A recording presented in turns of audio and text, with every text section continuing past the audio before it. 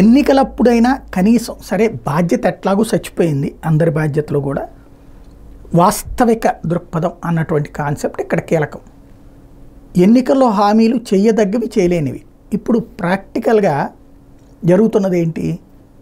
45,000 కోట్ల దాకా సంక్షేమ పథకాలకి డబ్బులు ఖర్చు పెడుతుంటే జీతాలు టైంకి ఇవ్వడం కష్టమవుతుంది, పెన్షన్లు టైంకి ఇవ్వడం కష్టమవుతుంది, రోడ్లు వేయడానికి కష్టమవుతుంది. దాంతోపాటు ఈ డబ్బులు తీసుకున్నటువంటి వాళ్ళందరూ సోమరిపోతులుగా తయారైపోతున్నారు. కాబట్టి ఆంధ్ర, శ్రీలంక, సోమాలియా అంటూ ఇంతకాలం ప్రచారమైంది. రైట్.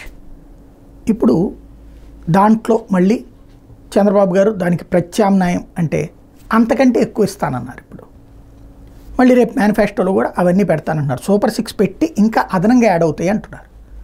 ఇప్పుడు సూపర్ 6 ఇస్తే ఎంతమంది అయితే అంతమందికి అమ్మఒడి, ఎంతమంది మహిళలు ఉంటే వాళ్ళందరికీ 1,500 రూపాయలు, ఎంతమంది మహిళలు ఉంటే వాళ్ళందరూ బస్సుల్లో ఫ్రీగా తిరగచ్చు, ఎంతమంది మహిళలకైనా సరే వాళ్ళకి సంబంధించినటువంటి ఇతర పథకాలు అమలు చేస్తాం అని చెప్తున్నప్పుడు క్లారిటీ రావాల్సిన పాయింట్ ఒకటి ఉంది.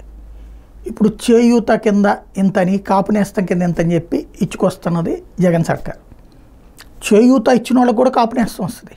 అంటే కాపులకే కాపు నేస్తం కింద డబ్బులు తీసుకోవచ్చు, చేయూత కింద డబ్బులు తీసుకోవచ్చు.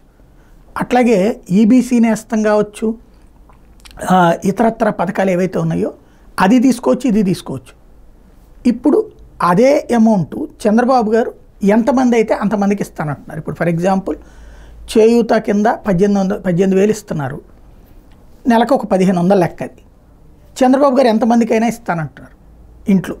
అప్పుడు ఎంత అవుతుంది, ఏమవుతుంది? ఈయన లెక్కలు జగన్ చెప్పడం అయితే 45,000 కోట్లు తనదవుతున్నది. చంద్రబాబు వస్తే 80,000 అన్నాడు, మొన్న 93,000 అన్నారు. ఇప్పుడు వచ్చేటప్పటికి మళ్ళీ నిన్న మేనిఫెస్టో అని చెప్తున్నటువంటి సందర్భంలో మేము 75,000 కోట్ల దాకా ఖర్చు పెట్టాం, అది కొనసాగుతుంది. అదే చంద్రబాబు నాయుడు చెప్పేదైతే 1,50,000 కోట్ల దాకా అవుతుంది అంటున్నారు. దానికి చంద్రబాబు గారు ఏం వివరణ ఇస్తారు అన్నటువంటి చూడాలి. ఎలా సంపద సృష్టి అంటే వెంటనే నోట్లయితే ముద్రయ్యరు. ఎన్ని నెలల్లోపు డబ్బులు వస్తాయి, ఈలోపు అప్పులు చేస్తారా లేదా, ఇంకోటి అప్పులు చేయకుండా సంక్షేమం చేస్తారా లేదా, ఇవన్నీ రేపటి మేనిఫెస్టోలో ఏం చెప్తారో చూద్దాం.